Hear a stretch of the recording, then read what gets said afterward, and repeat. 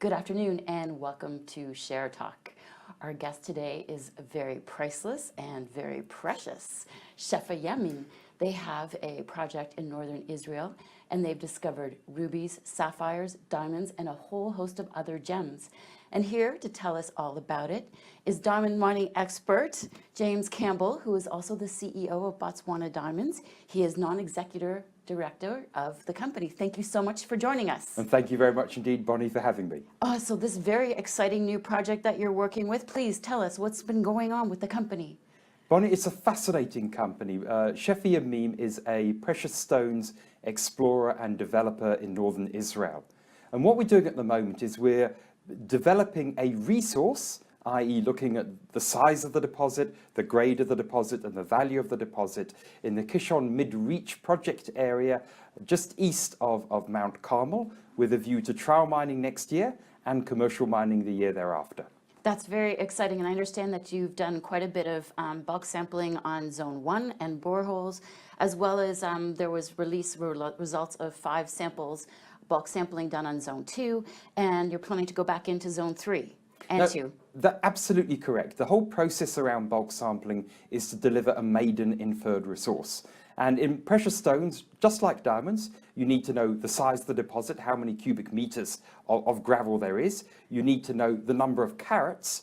And with us, we have a gem box of jewels. As you quite rightly said, we have an abundance of different minerals, 11 to be true, and we have to be able to identify the number of carats in each of those samples to give us the total carat weight of each of those minerals within the deposit itself. And then the third and final leg is to value those jewels, but we can talk about that in a moment. And I understand that you've hired a project management and engineer company to help file a report in August. What will that report contain? This is a technical and economic evaluation. It's being done by Paradigm Project Management, which is led by Jeremy Clark, who was the founding CEO of Gemfields. So he has enormous gem experience, and he was also the consulting metallurgist for De Beers, so immense diamond experience. And the board is of a very firm view. You need to get what we call front-end thinking done right away in terms of how to mine, how to process, how to rehabilitate, what is your mining plan, what is your manning plan, and then to get indicative estimates around capital and operating costs. And this is what will be contained in the TEE published at the end of August. And like Gemfields, I understand that the company wants to become sort of an integrated company where they do the polishing, the cutting, and the marketing and selling of the gemstones all under one company. Yes, that indeed may be the case, but we may also have strategic alliances with experts in that area. It is not just a simple matter of cutting and polishing one of the gems. For example, the Carmel Sapphire, which is completely unique to this project. We need to bear in mind that we have a whole mineral assemblage, moissanite, garnet, spinel, which can be found in the crown jewels. We have all these minerals together. And then secondly, they come from the Holy Land. So there is a huge market premium which can be attached to these minerals in their combined and collective form in unique pieces of jewelry that come from the Holy Land. And why Israel? Like, it's a very unusual place to have a mining project. I don't know of too many other mining projects that are in Israel at the moment. Well, Bonnie, I think you're absolutely right. I don't know of any either. And I think there is obviously a roadstone and quarrying business there because of construction and road building and such like. But I'm not familiar with many other projects as such. But the discovery of minerals in Mount Carmel basically came from a rabbinic prophecy. And that rabbinic prophecy has come to be true and has been verified and has people like myself working on it, Professor Mike DeWitt, Professor Bill Griffin. And the origin of these minerals comes from complex volcanics sitting in Mount Carmel, which is part of a Rift Valley system. It sounds a bit like a fairy tale. Well, in fact, if you think about it, that many people consider that most obvious mineral deposits have already been found. So in order to find the next new mineral deposit, whether it's precious stones, diamond, gold, coal, it doesn't really matter. You do really need to have out-of-the-box thinking. And the plan is to put a compliant resource out as soon as possible. Are you working towards that? We are working towards that, but as you would know, in the alluvial diamond mining space, you typically actually commence trial mining before you actually declare an inferred resource, and that is because of the relative abundance of the minerals within the deposit itself.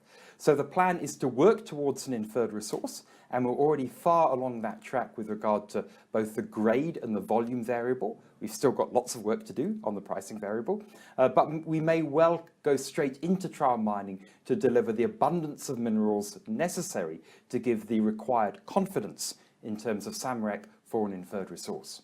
And your cash at the moment is enough to take you to the trial mining situation? No, it's not enough to go all the way to the trial mining. We listed it on the London Stock Exchange at the end of last year, and we set out a plan for this year, which was to do the bulk sampling, which we've reported on, to do a technical economic evaluation, which we're going to report on shortly, and then also to give preliminary indications around the jewel's value. So that is all on time and on budget. Well, considering that Gemfields is no longer trading on exchange and has been taken private, it seems that you'll probably be the only listed sort of gemstone company on the exchange. I think we'll certainly be the only multi-commodity gemstone company listed on this exchange. I believe there are other one or two companies perhaps on other exchange which may be focusing on minerals such as ruby or sapphire alone, but I think you're quite right, yes. And it's nice not to have a lot of competition when you're the best one on the block. Well, it is that, but it's also, you know, the opposite side of that is persuading people that this is a viable, unique, and very exciting project too. Well, I know as a female, as a woman, we definitely love our gemstones. And especially when someone else buys them for us. Don't look at me. And so what can we expect in Newsflow coming forward? Well, the first and most important piece of Newsflow will be the results of the technical economic evaluation, which can be expected towards the end of next month, and that'll give indicative operating and capital costs. Shortly thereafter, we'll start to announce results of our cutting, polishing, and valuing of the mineral suite itself. And that'll be a progression of announcements which go forward until the end of the year. Then, of course, the third one will be continual updates on our bulk sampling, in particular zones 2 and 3 of the Kishon Mid-Reach project. And I suppose there's still some bulk sampling results to come out on Zone 2 because only 5 have been put out so far? That's correct, yes. And the process is ongoing as we speak. And you're into Zone 3 already, or is that up and coming? That'll take place towards the end of the year. Oh, that's excellent.